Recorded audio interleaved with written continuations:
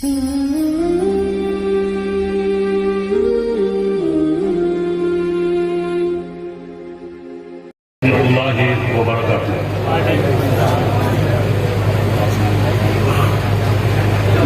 ونصلي على حبيبه الكريم أما بعد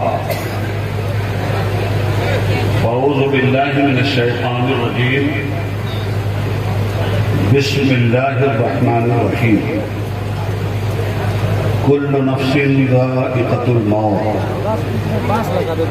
آمنت بالله صدق الله العلي العظيم درود پاک پڑھیے اللہم صلی علی سیدنا و مولانا محمد معدن الجود والکرم وآلہ وصحبہ وبارک وسلم صلاة و سلاما علیک یا رسول اللہ وسلم علیک یا حبیب اللہ.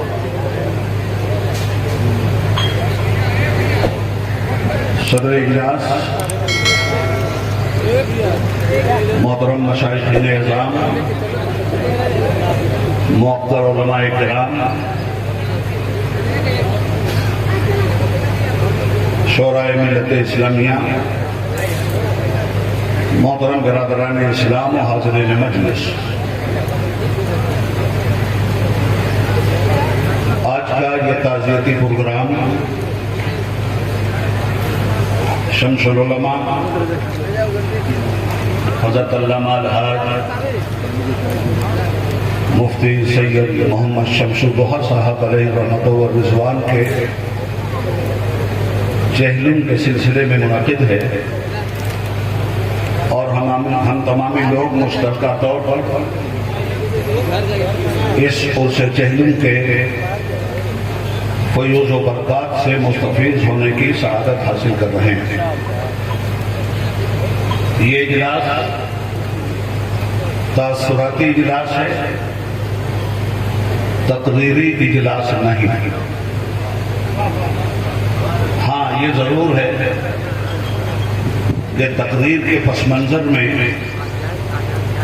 اس اجلاس کے بطن سے تحریک کا دائرہ ضرور پیدا ہوتا ہے، اور جب تک تقریریں ہوتی رہیں گی تحریکوں سے خالی ہوگا تو ان تقریروں کا نتیجہ سوائے اس کے کچھ نہیں ہوگا کہ نشستم اور برخاستم. بیٹھے ہیں چلے جائیں. آج جس شخصیت کے بارے میں ہم یہاں معلومات حاصل کرنے آئے ہیں اور جس کا اسے چہلم، اگر وہ مر گئی ہوتی تو مردوں کو پوچھتا کون؟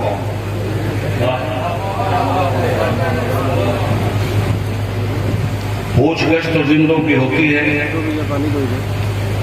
مردوں کو تو اٹھا کر دفن کی منزل سے گزار کر لوگ بھول جایا کرتے ہیں. میں یہ بات اس لیے کہہ رہا ہوں کہ میں نے قرآن کریم کی جس آیت کریمہ کے ٹکڑے کو پڑھنے کا شرف حاصل کیا ہے، اس میں ہمارا اور آپ کا رب ارشاد فرماتا ہے کل نفس ذائقۃ الموت، ہر نفس کو موت کا ذائقہ چکھنا ہے. موت کیا ہے اور عرس کیوں؟ بس یہ دو بات. مر کے ٹوٹا ہے کہیں سلسلہ قید حیات، فرق اتنا ہے کہ زنجیر بدل جاتے ہیں. لگا دو سینے سے بڑھ کے غم کو اگر تمہیں پاس ہے خوشی کا، اجل سے دامن بچانے والوں اجل ہی دامن ہے زندگی کا.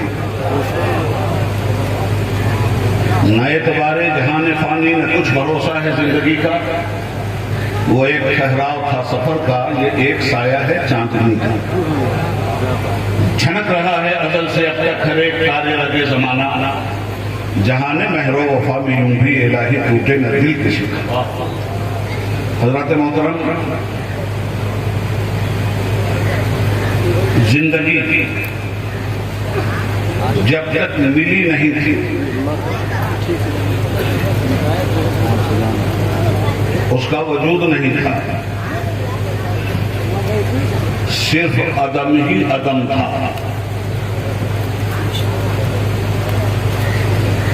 رب العالمین نے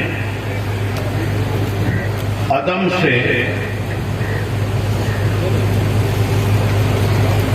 زندگی کو وجود بخشا۔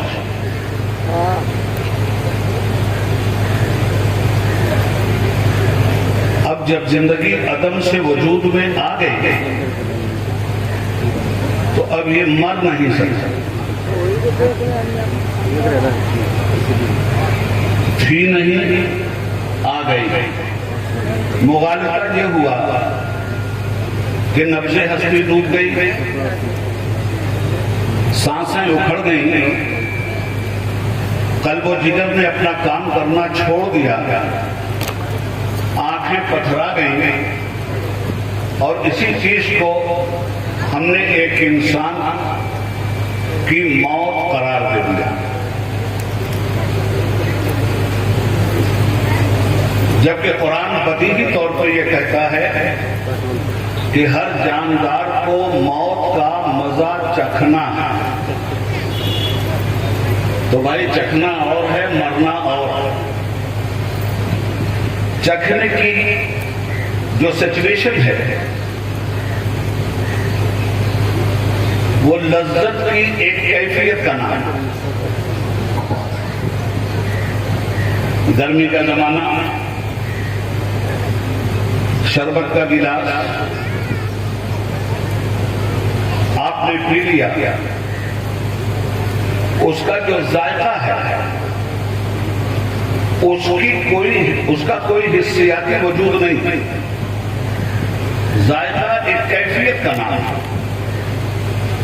اور کیفیت دیر تک باقی نہیں رہتا۔ چائے پی لیا آپ نے، اس کا ذائقہ چکھ لیا، کھانا کھا لیا، اس کا ذائقہ چکھ لیا، تربوز خربوز کھا لیا، اس کا ذائقہ چکھ لیا، الگ الگ سے ذائقے آپ چکھتے جا رہے ہیں، مگر ان ذائقوں کا کوئی بھی حصی وجود نہیں۔ تھوڑی دیر کے بعد آپ نے کلی کر لیا، ذائقہ رخصت ہو۔ معلوم یہ ہوا کہ ذائقہ دیر تک ٹھہرنے والا نہیں ہے، تو کل نفس ذائقۃ الموت میں یہ جو ذائقہ ہے یہ کب دیر تک ٹھہرے گا؟ یہ بھی دیر تک ٹھہرنے والا نہیں ہے۔ پھر یہ آدمی گیا تھا، تو میں تو یہ کہنا چاہتا ہوں کہ اس پر پہلے غور کیا جائے کہ یہ گیا کہاں، غور اس پہ پہلے کر لیا جائے گا کہ آیا کہاں۔ آیا یہ عدم سے وجود میں، کہتے ہیں ماں کے پیٹ میں آیا ہے، تو ماں کے پیٹ میں ایک زندگی تھی اس کی، اگر زندہ نہیں تھا تو باہر کیسے آیا؟ اس زندگی میں اس کے پاس جو کیفیت تھی اس زندگی کی، اس کے علاوہ کچھ نہیں تھی، کہ جہاں تک اس نے سمجھا اصل میں موت کے معاملے میں مغالطے بہت ہیں، تو میں 10 منٹ میں ان سب چیزوں کو کلیئر کرنا چاہتا ہوں۔ ماں کے پیٹ میں اس نے سمجھا کہ یہی ساری کائنات ہے، اس سے بڑی کوئی کائنات نہیں ہے، مگر جب ماں کے پیٹ سے وہ برآمد ہوا تو ہم نے، آپ نے، سب نے دیکھا کہ وہ روتا ہوا برآمد ہوا،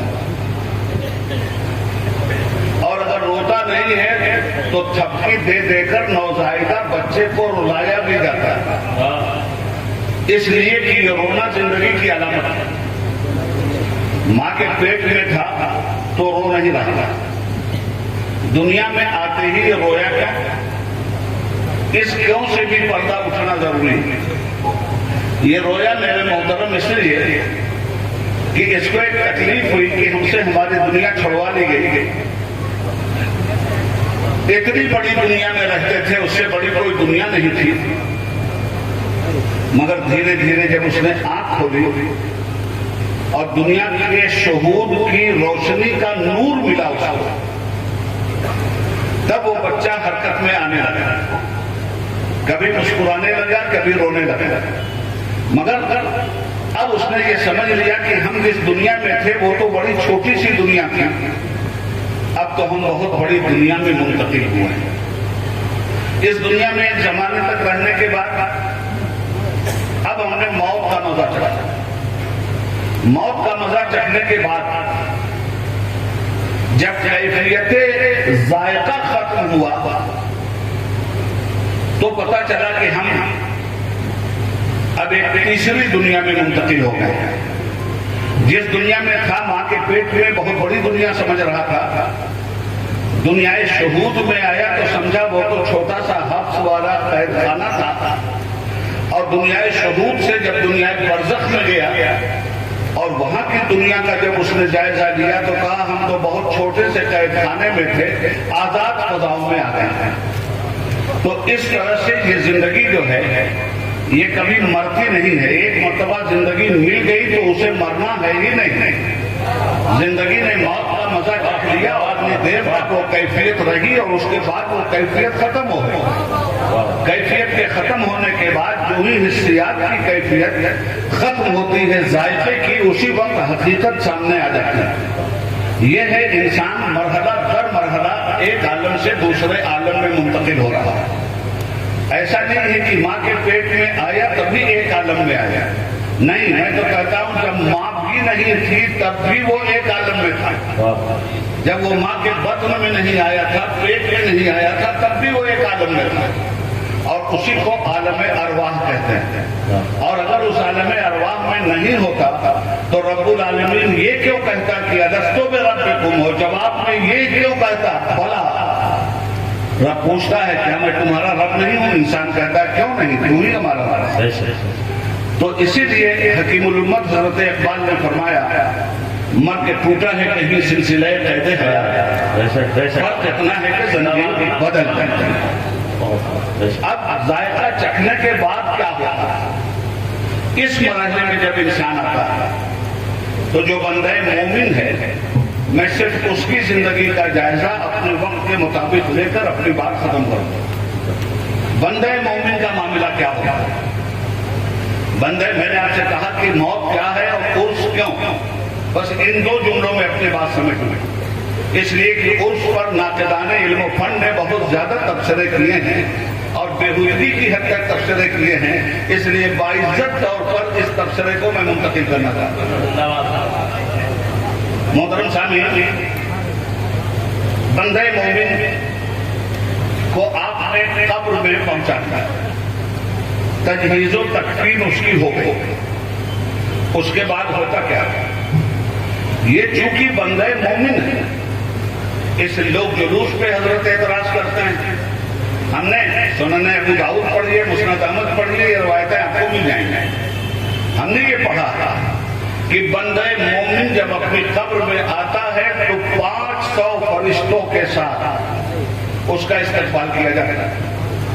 اور اس سے پہلے ہم نے یہ بھی پڑھا کہ جب بندہ مومن کی روح قفس انسولی سے پرواز کروانے کے لیے جناب ملک الموت علیہ السلام تشریف لاتے ہیں تو وہ بھی 500 ملائکہ کے ساتھ آتے ہیں بندہ مومن کے پاس، اور آنے کے بعد پہلے وہ بندہ مومن کو سلام کرتے ہیں، یہ موت کا وقت، اور اس سلام کے بعد وہ کہتے ہیں بندہ مومن تو خوش ہو جا کہ ہم اپنے رب کے پیغامبر بن کر تیرے پاس آئے ہیں، رب نے تجھے سلام بھیجا ہے۔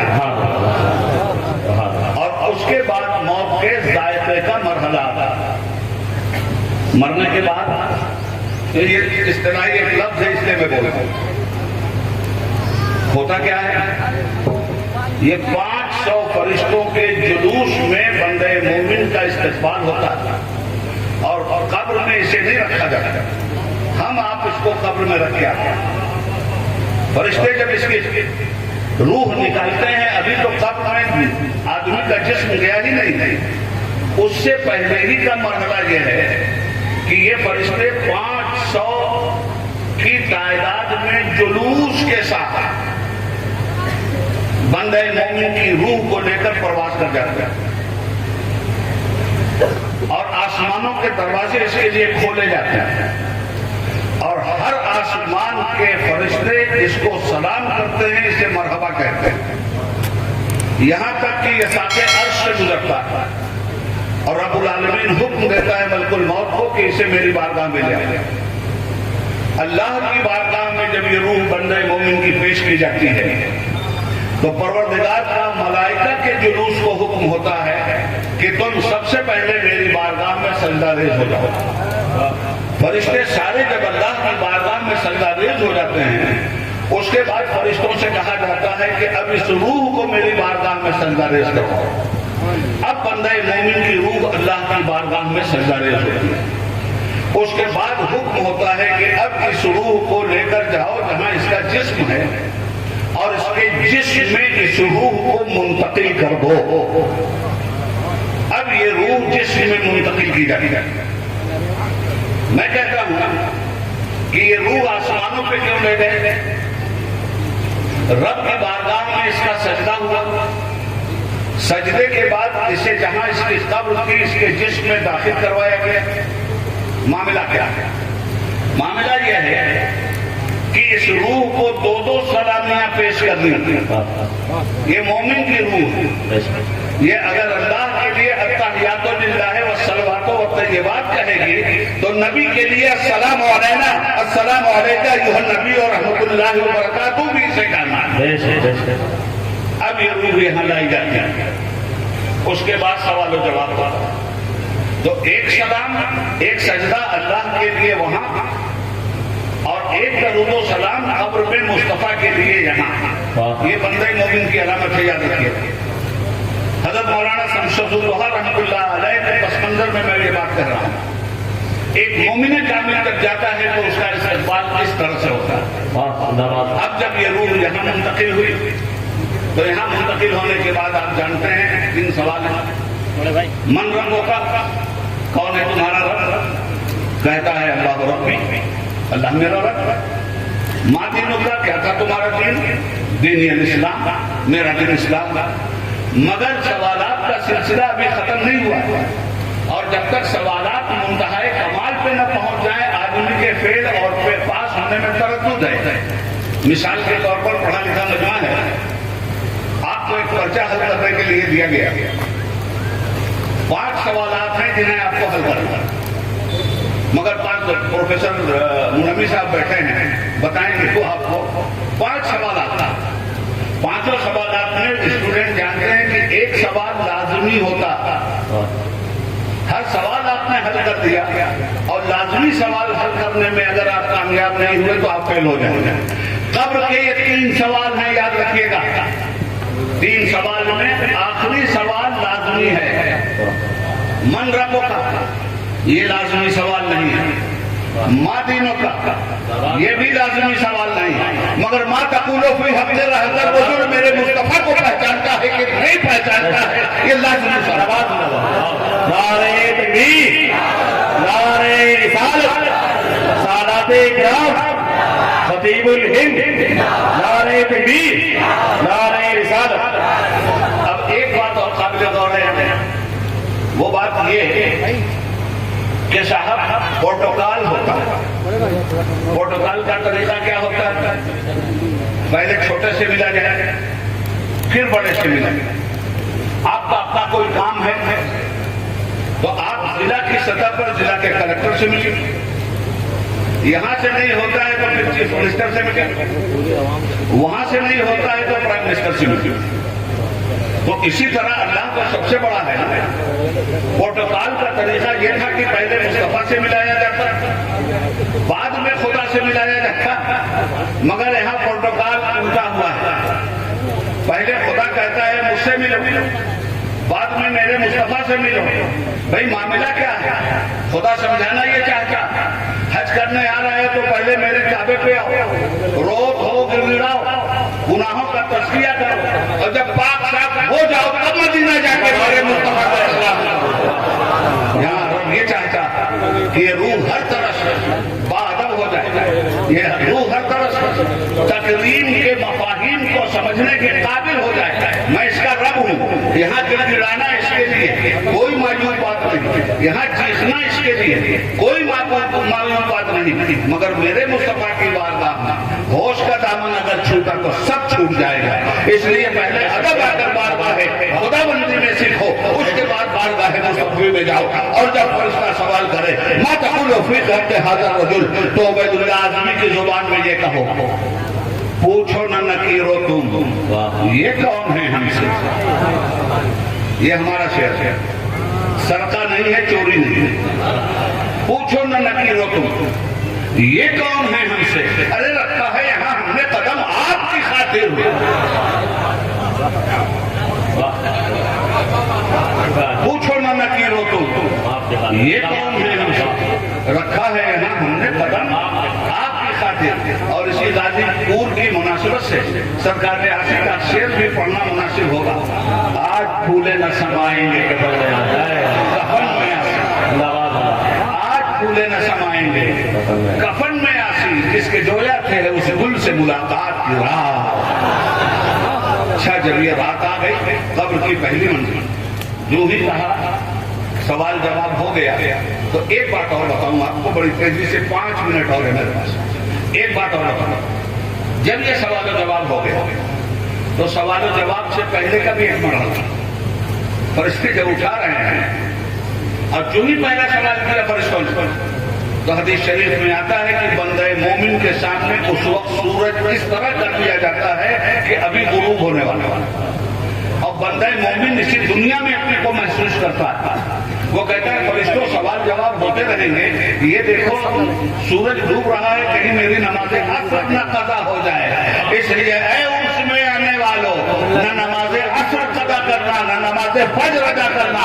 اگر نماز فرض تم نے ادا نہیں کیا تو یہ عرس بھی تم پہ قرض ہوگا، اور ہر حسنات کی باتیں بھی تم پہ قرض ہوگا۔ تب فرشتے تھکی دیتے ہیں، بندے مومن خوش ہو جاتا ہے۔ یہ عالمی برکت ہے۔ یہاں اعمال کے سلسلے منقطع ہو چکے ہیں، یہاں جو فصلیں تم نے بوئی تھی دنیا میں ان کے کاٹنے کا وقت۔ اب سوالات کے بعد کیا ہوتا ہے؟ اس بندہ مومن کو جنت اور دوزخ دونوں کے مناظر دکھلائے جائے گا۔ جنت کا باغیچہ بھی دیکھتا ہے، دوزخ کی ہولناک خرابیاں بھی دیکھتا ہے۔ جب گھبراتا ہے تو اللہ تعالیٰ کا فرشتہ کہتا ہے خوش ہو جاؤ کہ رب العالمین نے آج تمہیں نعرہ تکبیر، نعرہ رسالت، نعرہ تکبیر، نعرہ رسالت، حضور غازی ملت شہزادہ مخدوم محدث اعظم ہند، نعرہ تکبیر۔ شہزادہ مخدوم سمنا کہنے میں بھی کوئی حرج نہیں ہے بھائی، کیوں روک لیا زبان آپ نے؟ نعرہ تکبیر، نعرہ رسالت، علماء اہل سنت، شہزادہ حضور محدث اعظم ہند، شہزادہ مخدوم سمنا، نعرہ تکبیر، نعرہ رسالت۔ ادب احترام کے ساتھ آپ لوگ بیٹھ جائیں، دیکھ رہے ہیں ہندوستان کو وہ شہنشاہ خلافت غازی ملت عزت علامہ سید ہاشمی میاں صاحب کی بلا کشوچا مقدسہ کی آمد ہو چکی ہے۔ بہت جلد انشاءاللہ تعالیٰ ان کا خطاب انعام آپ تمام اعزاز سماعت کریں گے۔ ادب احترام کے ساتھ جہاں پر جو لوگ کھڑے ہوئے ہیں وہ ادب کے ساتھ بیٹھ جائیں، وقت بہت کم ہے، مشائخ کرام موجود ہیں، انشاءاللہ تعالیٰ کے بعد دیکھیں آپ ان کو سماعت کریں گے۔ ادب کے ساتھ بیٹھ جائیں، جو لوگ پیچھے کھڑے ہوئے بڑے ادب کے ساتھ گزارش ان کا بھی بیٹھ جائیں۔ آپ آمد تیمم برخاست، ویسے بھی میرا وقت مکمل ہو چکا ہے۔ اب آخری بات کہتے ہیں، نہیں سیدھی بات، مجھے جو کہنا تھا میں کہہ چکا، آپ کو جو سننا تھا مجھ سے وہ آپ سن چکے۔ آخری بات بیٹھ جائے وہ یہ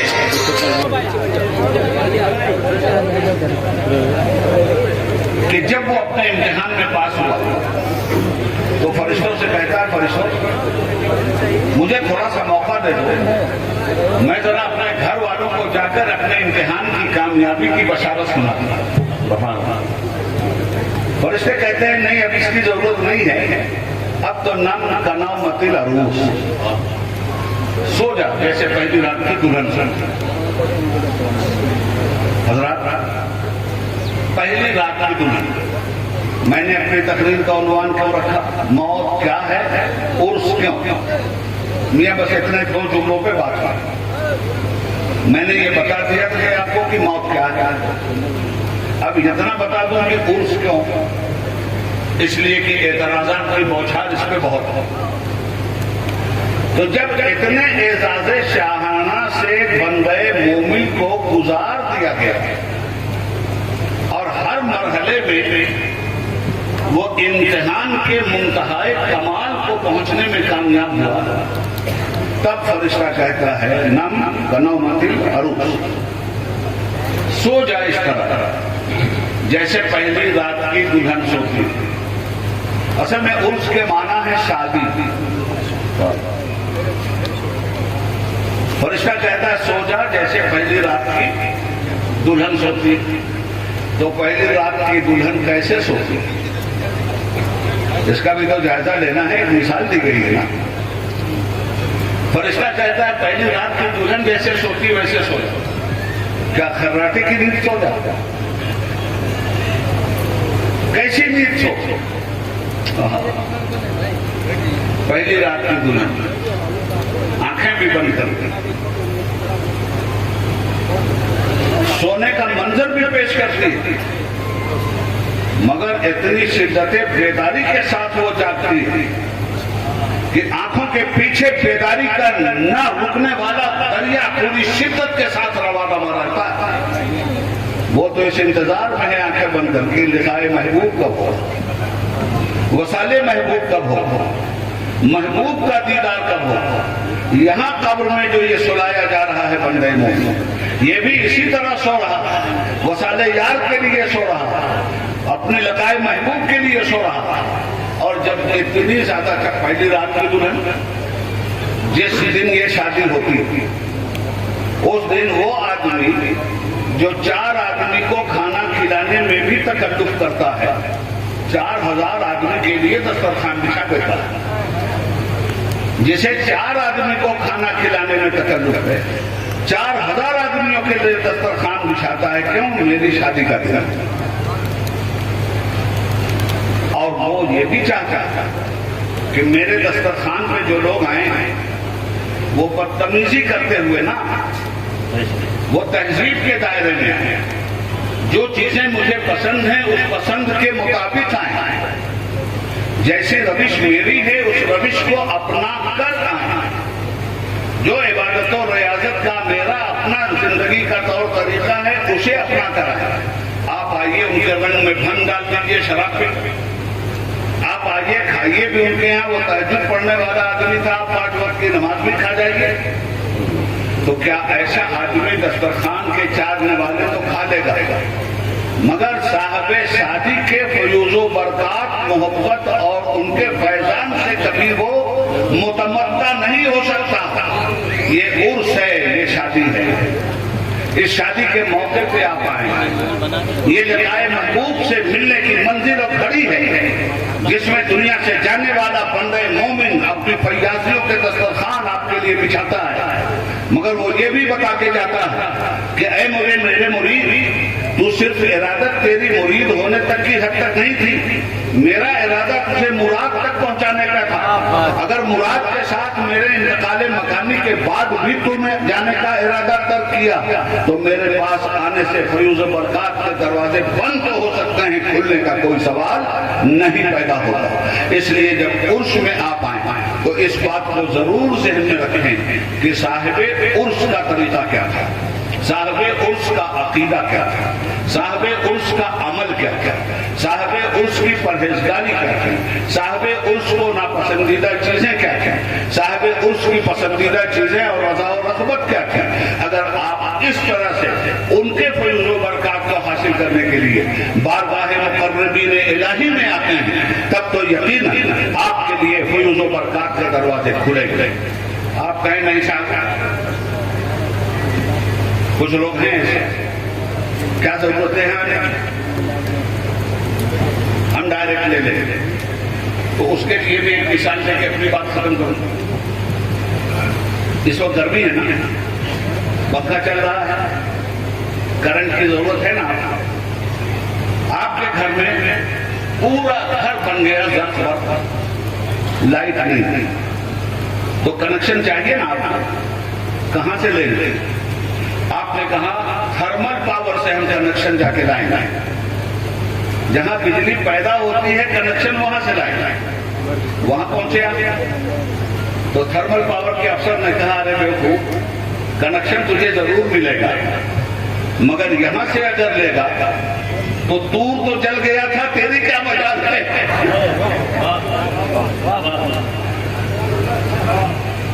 ڈائریکٹ کنیکشن مانا تو تھا، اور کہہ دیا صاحب کنیکشن نے کہ نہیں دیکھ سکتے، مگر جب ضد رہی تو کہا ٹھیک ہے، کنیکشن کا ایک ذرہ ڈال دیتا ہوں کوہ طور پہ، اگر یہ برداشت کر رہے ہیں تو موسیٰ تو مجھے دیکھ لے گا۔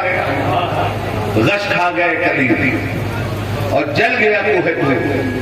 تو آپ تھرمل پاور پہ جا کے کنیکشن مانگ رہے ہیں، وہاں سے آپ کو ہدایت دی جا رہی ہے نہیں، کنیکشن لینا ہے تو بجلی کے پاور سینٹر پہ جاؤ، وہاں بات۔ اب پاور سینٹر پہ آپ آئے تو اس نے کہا یہاں سے بھی کنیکشن نہیں ملے گا، آپ اپنے علاقے میں جائیں گے، اپنے محلے میں جائیں گے، آپ کے محلے میں ہر جگہ کنیکشن کے لیے ٹاور لگے ہوئے ہیں، آپ وہاں سے کنیکشن لیجیے۔ یہاں سے کنیکشن اگر ڈائریکٹ دیا جائے آپ کے گھر کے بھی جلنے کا خطرہ ہے۔ اب آپ آئے ٹرانسفارمر کے پاس اور وہاں سے گھر کا کنیکشن آپ نے جوڑا، تو فیضان کہاں سے آ رہا؟ تھرمل پاور سے۔ بجلی کہاں سے سپلائی ہو رہی ہے؟ بجلی گھر سے۔ کنیکشن کہاں سے دے رہے ہیں آپ؟ ٹرانسفارمر سے۔ پھر ٹرانسفارمر سے بھی کنیکشن لیتے وقت آپ سے یہ کہہ دیا گیا کہ ضروری نہیں ہے کہ کنیکشن ہر وقت ایک ہی طرح کا آتا ہو، کبھی کم بھی آئے گا اور کبھی زیادہ آ کے آپ کے سارے بلب کو اڑا بھی دے گا، اس لیے ایک کام احتیاط اور کر لیجیے، اسٹیبلائزر لگا لیجیے تاکہ یہ بجلی کنٹرول کی جا سکے۔ تو اس طرح سے بجلی سے آپ فائدہ اٹھاتے ہیں۔ رب العالمین کی بارگاہ کا فیض رسول اللہ کی بارگاہ میں آتا ہے، رسول اللہ کی بارگاہ کا فیض اولیاء کرام کی بارگاہ میں آتا ہے، اور اولیاء کرام کی بارگاہ کا فیض ان کے صالح خلفاء کی بارگاہ میں آتا ہے۔ یہ خلفاء اسٹیبلائزر ہے۔ تو اس طرح سے آپ محفوظ بھی رہیں گے، روشنی بھی رہے گی، اندھیرے سے بھی دور ہوں گے۔ اللہ رب العزت حضرت مولانا سید شمس الضحیٰ کی قبر انور کو نور سے معمور فرما دے اور انہیں اعلیٰ سے اعلیٰ ترین مقام عطا فرمائے۔ والسلام علی من اتبع الہدی۔ اس لیے ہم عرس مناتے ہیں۔ اب بات پوری آپ کی سمجھ میں آ گئی ہوگی، موت کیا ہے، عرس کیوں؟ خدا حافظ۔